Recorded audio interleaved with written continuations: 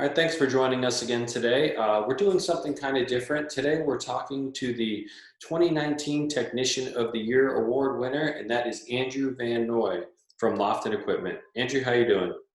Good. How you doing, Nate? I'm doing good, good. Thanks for joining us today. Of course. So just real quick, can you tell us a brief little thing about Lofton Equipment just to let us know what they do? Yeah. Lofton Equipment's been in the generator business for just over 40 years. We are a Kohler generator distributor. We also deal with Scania engines and Kubota engines. Oh, okay, great. So just to kind of ask, it's kind of weird times right now with COVID-19. How has this affected your daily routine? Well, since winning the 2019 TOYA, I actually did promote into an account manager role. So my world has changed quite a bit just with that. And then when COVID hit, I've primarily been working from home just because of the stay-at-home order. So, my day-to-day is a lot of housework in the morning, phone calls, and trying to keep my dogs quiet during meetings. So speaking of that, of your career progression, can you tell us basically what winning the Technician of the Year award meant for your career? I think it was huge.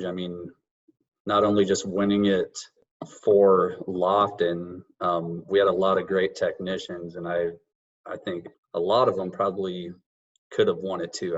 We just have that kind of talent here. But for me, outside of Lofton, I'm in the Air National Guard. For the Guard to have someone that does this work in the civilian sector to bring that knowledge back was huge. And I actually received a Senior Non-Commissioned Officer of the Year award for 2019 for my unit. So I think it married with that. That was one of the things that tipped it over the edge. Well, that's outstanding, and congratulations on that. Thank you. It just kind of along those lines, can you tell us a little bit about how you basically went into this field of power generation? So I kind of laugh because I never really planned on becoming a generator technician. I was basically given a job in the Air Force, and I didn't really have a huge interest in it until I deployed to Cuba, and that's where I got exposed to generators and troubleshooting. So a lot of one-on-one, and what I liked most about it was the troubleshooting, really the problem solving. And when I figured out I kind of had a knack for it, I took it and ran with it. I had some great mentors along the way, but. Well, you're never going to get more troubleshooting experience than troubleshooting military generators. Yes, well, so some of those are quite out of date. Yeah, and you learn to work with what you have. So deployed, you don't have all the tools. I don't have my service truck. Over the years, I stocked up nice, so there wasn't a lot that I couldn't fix or repair. But yeah, it's good to hear.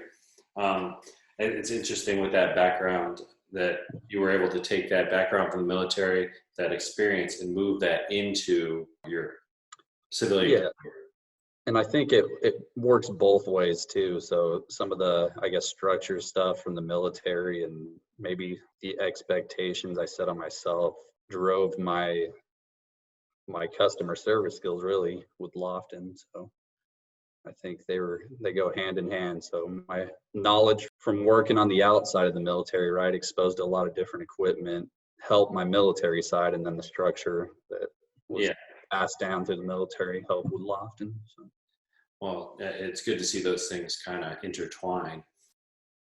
So part of the reason you won the Technician of the Year award was the Journeyman certification. Can you tell us a little bit what achieving that certification meant for you?